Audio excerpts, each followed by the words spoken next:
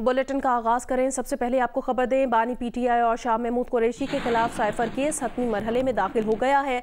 साबिक principal secretary Azam Khan समेत तमाम 25 गवाहान के बयानात पर एक मरतबा फिर जिरा मुकम्मल हो गई। गवाहों के बयानात पर जिरा स्टेट डिफेंस काउंसिल ने की। शाह महमूद कुरैशी का स्टेट डिफेंस काउंसिल पर एतराज़। जज अब्बुल हसनात ने उनसे कहा कि आप खामोशी से बैठ जाएं वरना कमरा अदालत से बाहर निकाल दिया जाएगा। बानी पीटीआई के वकील सलमान सफ्तर का कहना था 10 गवाहों से 4 सवाल पूछकर जिरा मुकम्मल कर ली गई। अहम गवाह आजम खान पर जिरा के दौरान भी हमारे वकला को जेल से बाहर रोका गया। प्रोसिक्यूटर रिजवान अब्बासी का कहना था उस्मान गुल और अली बुखारी गुज़श्ता समात पर अदालत में मौजूद थे मगर उन्होंने गवाहों पर जिरा नहीं की। देर तक जारी समात के बाद अदालत ने साइफर केस ना सुनने की दरखास्त नाकाबिल समात करार देकर मुस्तरद कर दी।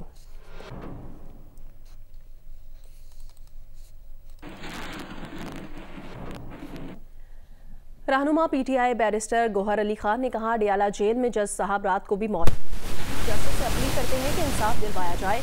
उन्होंने ये बात अडियाला जेल के बाहर मीडिया से बात करते हुए कही।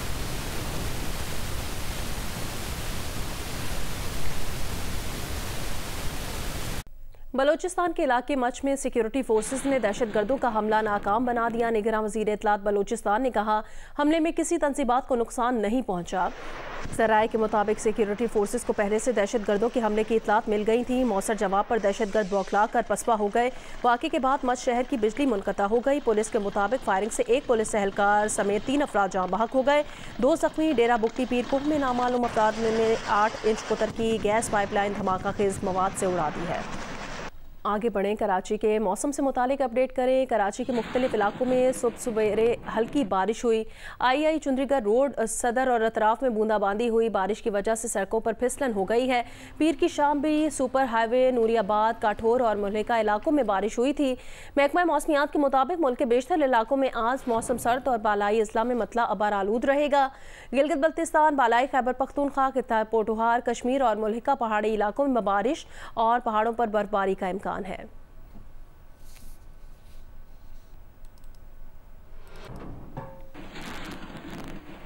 आज़ाद कश्मीर की जन्नत नज़ीर वादी नीलम और बालाई इलाकों में बारिश और बर्फबारी से खुश्क साली का खात्मा हो गया है। पहाड़ बर्फ से ढक गए हैं। मज़ीद तफसील बताएंगे जियो न्यूज़ के नुमाइंदे ख्वाजा फयाज हुसैन। वादी नीलम और बलाई इलाकों में बारिश और बर्फबारी का सिलसिला वक्फे से जारी है। तवील खुशक साली के बाद बारान रहमत से लोगों के चेहरे खिल उठे हैं। धुआं, गर्द गुबार, आलूदगी ख़त्म हो गई है। सियाती मकामात ताबाट और अंके लुआत बाला में 1 फुट जबकि पहाड़ों पर 2 फुट तक बर्फ पड़ चुकी है। सर्दी की शिद्दत बढ़ गई है। लैंड स्लाइडिंग और बर्फानी तूदे गिरने की वजह से शोंठो, सुरगन, जगराव वैली की राब्ता सड़कें बंद हो गई है। लेकिन शाहराह नीलम मुजफ्फराबाद से ताबाट तक हर किस्म की ट्रैफिक के लिए खुली है। बारिश और बर्फबारी से कई इलाकों में बिजली बंद हो गई है। मोबाइल फ़ोन, इंटरनेट सर्विसेज भी मुतासर हैं। मौसमियात के मुताबिक आइंदा चंद दिनों तक वादी नीलम समेत बलाई इलाकों में बारिशों और बर्फबारी का सिलसिला जारी रहने का इम्कान ज़ाहिर किया गया है। जबकि दूसरी तरफ डिजास्टर मैनेजमेंट अथॉरिटी ने शहरियों और सियाहों को एहतियाती तदाबीर इख्तियार करने की हिदायत जारी की है। जी, स्वात के बालाई इलाकों मालम जब्बा और कालाम में साल 2024 की पहली बर्फबारी के बाद सयाहों की बड़ी तादाद ने सयाहती मकामात का रुख कर लिया है। रिपोर्ट करेंगे महबूब अली। ये मनाजिर है स्वात के बालाई इलाके वादी मलम जब्बा के। तवील खुशसाली के बाद साल 2024 की पहली बर्फबारी शुरू हुई तो सयाहों ने हसीन मकामात का रुख कर लिया। मेरा नाम मरियम है, मैं इस्लामाबाद से आई हूँ और यहाँ पे स्नोफॉल वगैरह लगा हुआ है। मैं बहुत ज़्यादा एंजॉय कर रही हूँ। आप लोग भी यहाँ पे ज़रूर आएँ और इस स्नोफॉल एंजॉय करें। यहाँ पे आके एक अलग ही माहौल मिला है, एनवायरनमेंट मिला है, तो हम तो काफ़ी एंजॉय कर रहे हैं इस टाइम। और काफ़ी सारी फैमिलीज़ भी यहाँ पे एंजॉय कर रही हैं।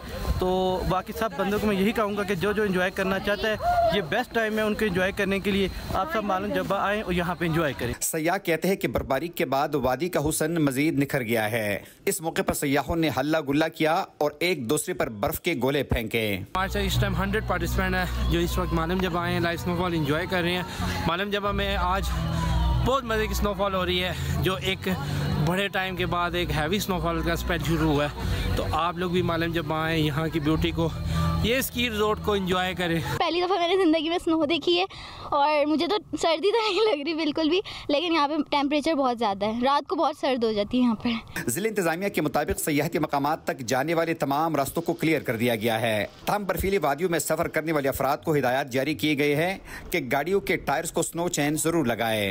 कैमरामैन मोहम्मद जुबैर खान के साथ महबूब अली, जियो न्यूज़, स्वात। जैसे ही आम इंतखाबात का दिन करीब आ रहा है, डेरा गाजी खान में भी सियासी सरगर्मियों में इजाफा होता जा रहा है, लेकिन शदीद सर्दी की वजह से माजी की तरह रिवायती गहमा गहमी नजर नहीं आ रही।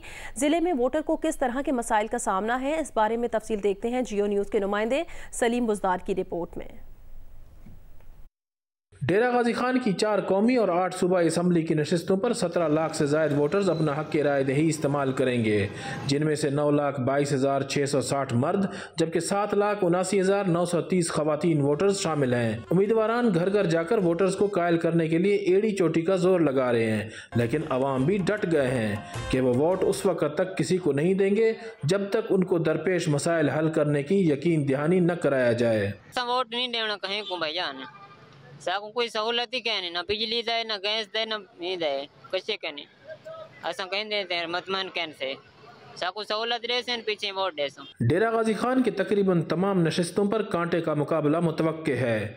जिला डेरा गाजी खान के मसाइल में बेअमनी, डाकुओं के गैंग की मौजूदगी, डकैती की वारदातें सरे फहरिस्त हैं। सेवरेज के मसाइल, पीने का साफ पानी की अदम फराहमी भी यहाँ के बड़े मसाइल हैं, जबकि महंगाई से भी न सिर्फ गरीब बुरी तरह पिस कर रह गए बल्कि मुतवस्सित तबका भी परेशान है।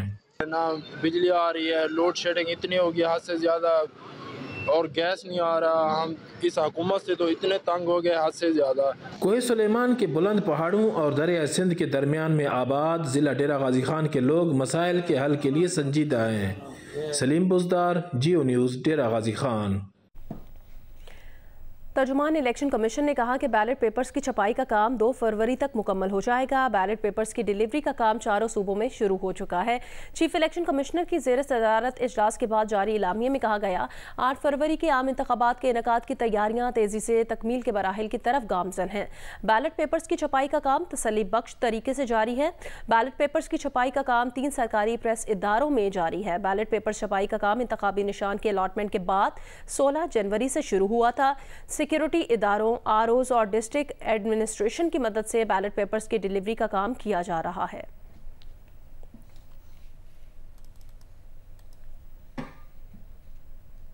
पटीदन में आम इंतखाबात की गहमा गहमी उरूज पर है। जिला नौशहर फिरोज की 2 कौमी असम्बली और 4 सूबाई असम्बली की नशिस्तों पर पीपल्स पार्टी, मुस्लिम लीग नून और GDA के दरमियान सख्त मुकाबले की उम्मीद है।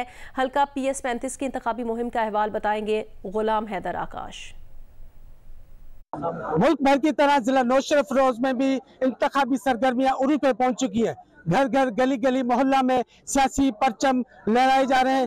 तो इस वक्त मैं मौजूद हूँ हल्का PS 35 के उम्मीदवार ज़ियाउल हसन लंजार के साथ। हम चाहते हैं कि लोगों को बेसिक फैसिलिटीज मिले। अभी तक बेसिक फैसिलिटीज का बड़ा फुकदान है यहाँ पर, और बेरोजगारी बहुत है।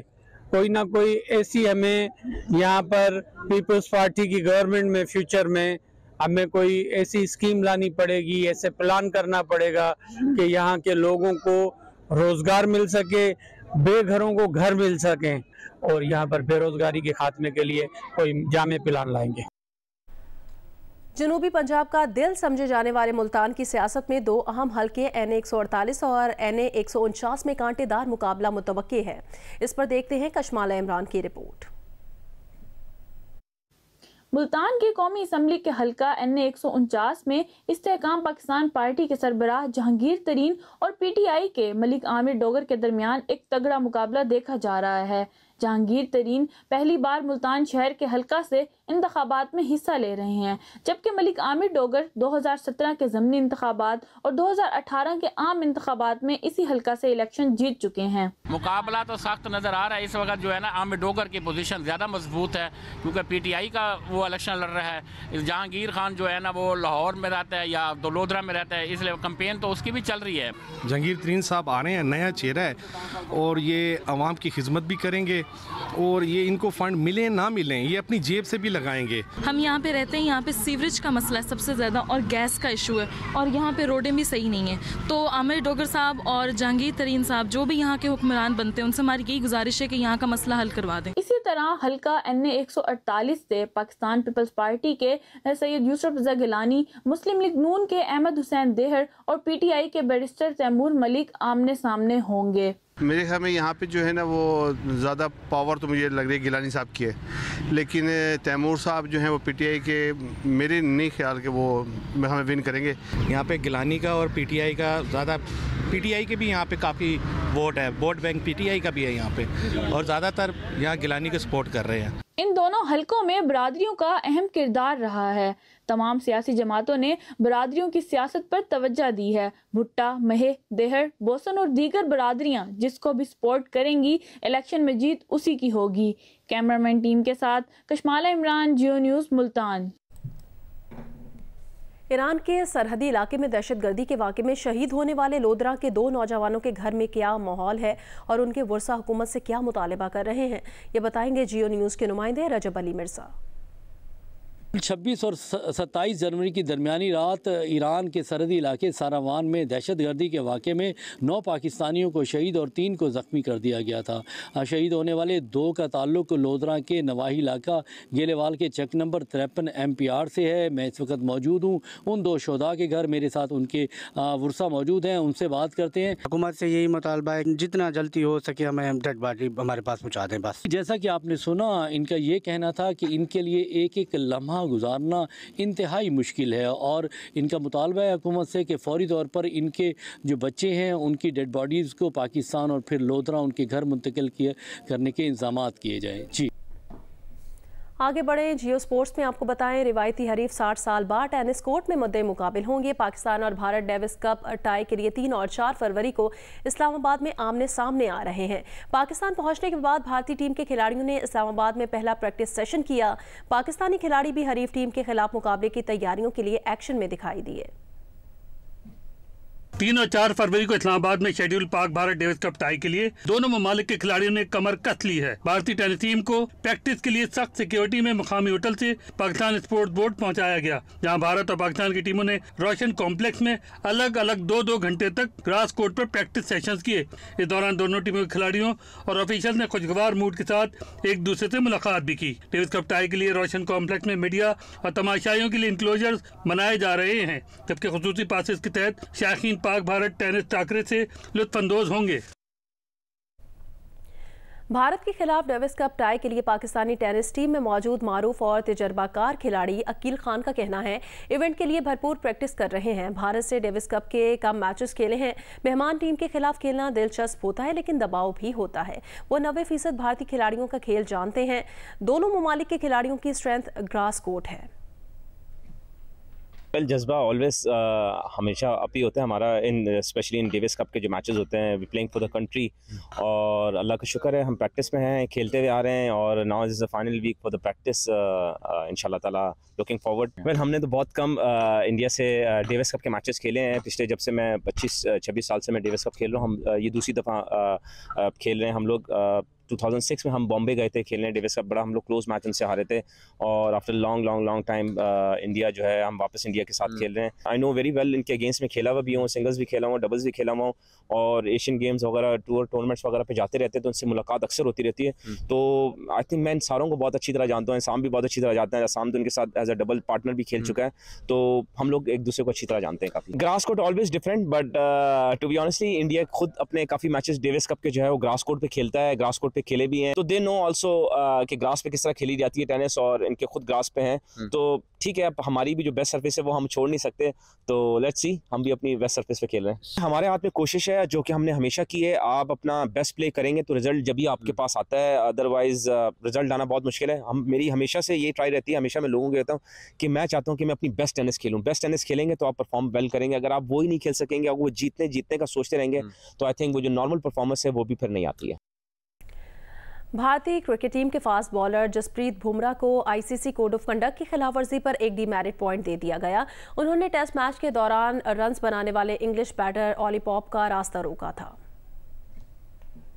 ये वाकया भारत और इंग्लैंड की टीमों के दरमियान हैदराबाद दक्कन में खेले गए पहले टेस्ट में पेश आया। आईसीसी के मुताबिक भारतीय फास्ट बॉलर जसप्रीत बुमराह ने इंग्लिश बैटर ओली पॉप का उस वक्त जानबूझकर रास्ता रोकने की कोशिश की जब वो रन बना रहे थे। जसप्रीत बुमराह ने ओली पॉप के साथ नामुनासिब अंदाज में टकराने की कोशिश की। भारतीय फास्ट बॉलर इस हरकत पर आईसीसी कोड ऑफ कंडक्ट के लेवल 1 के आर्टिकल 2.12 की खिलाफ वर्जी के मुर्तकिब हुए, जिसकी वजह से जसप्रीत बुमराह को एक डीमेरिट पॉइंट दिया गया है। इस सजा को जसप्रीत बुमराह ने तस्लीम कर लिया है। रहीम यार खान के इलाके सादिकाबाद में गैर मुल्की साइकिलिस्ट से हद तक आमेज रवैया इख्तियार करने वाले एएसआई के खिलाफ तहकीकात शुरू कर दी गई हैं। गैर मुल्की साइकिलिस्ट का कहना है उनके साथ पुलिस का स्क्वाड मौजूद था, बावजूद इसके एक पुलिस की गाड़ी आई और उन्हें तशद्दुद का निशाना बनाया। पुलिस तर्जुमान के मुताबिक गैर मुल्की साइकिलिस्ट से हद तक आमेज रवैया इख्तियार करने की तहकीकात के बाद एएसआई लियाकत अली के खिलाफ कार्रवाई की जाएगी।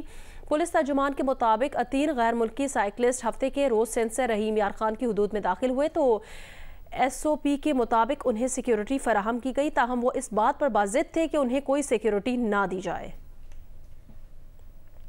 This trip in Pakistan from Balochistan, and I have been cycling recently from Karachi towards Lahore along the N5 highway.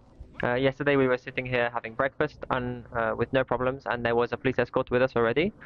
They were fine, no problems.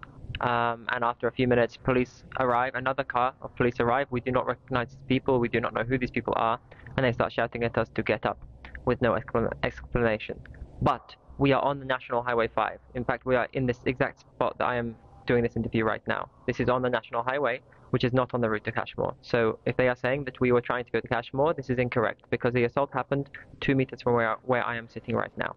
When we were assaulted, it was here, and as you can see, this route is not on Kashmir. We are on the National Highway 5. One guy, without no explanation, no reason, nothing, just start shouting at us to get up, and I told him we are having breakfast. We are here just for 15 minutes. Why we should get up? And he just said, get up. And when I said no, he tried to. He stole my friend's camera, and he grabbed his hair. Pakistani अमन दस्ते के काफिले पर Sudan के इलाके ABI में हमला हुआ। हमले के वक्त पाकिस्तानी अमन दस्ते का काफिला 2 मुकामी मरीजों को अस्पताल ले जा रहा था। पाकिस्तानी अमन दस्ते की जवाबी कार्रवाई फायरिंग के तबादले में सिपाही मोहम्मद तारिक ने जामे शहादत नोश किया। 2 एहलकारों समेत 4 अफराद भी जख्मी हुए। ISPR के मुताबिक 28 जनवरी को अस्करियत पसंदों ने पाकिस्तानी अमन दस्ते के काफिले पर सूडान के इलाके एबीआई में घात लगाकर हमला किया।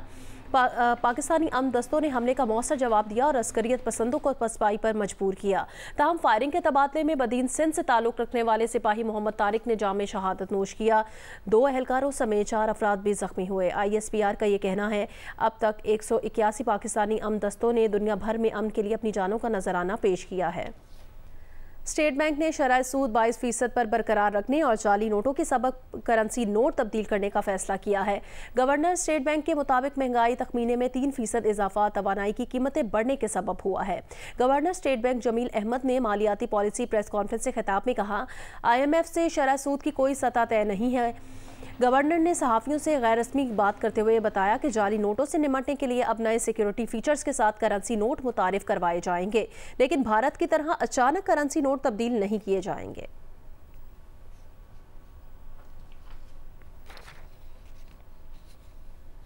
लाहौर में गुलबर्ग के स्कूल में स्पोर्ट्स फेस्टिवल सजाया गया, जिसमें तलबा और तालिबात जोशो खरोश के साथ शरीक हुए। जाहिद शेरवानी की रिपोर्ट।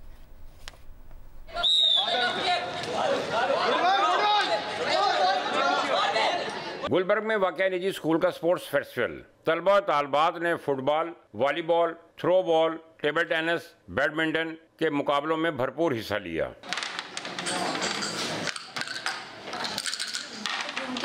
फेस्टिवल में शरीक तलबा का कहना था कि गैर निसाबी सरगर्मियाँ उन्हें सेहतमंद, तफरीह फराम करती हैं। स्टडी के साथ स्पोर्ट्स बहुत ज़रूरी है because when we apply for international universities it is 50% of your extra curricular and 50% of your study. 50% में आपका जो डिवीजन हुई होती है with academics along with extra curricular activities, तो इस तरह के इवेंट्स जो होते हैं वो बच्चों को प्लेटफॉर्म प्रोवाइड करते हैं टू शोकेस देयर स्किल्स। निजी स्कूल का स्पोर्ट्स फेस्टिवल इतवार को भी जारी रहेगा। कैमरामैन जवाद हैदर के साथ जाहिद शेरवानी, जियो न्यूज़ लाहौर।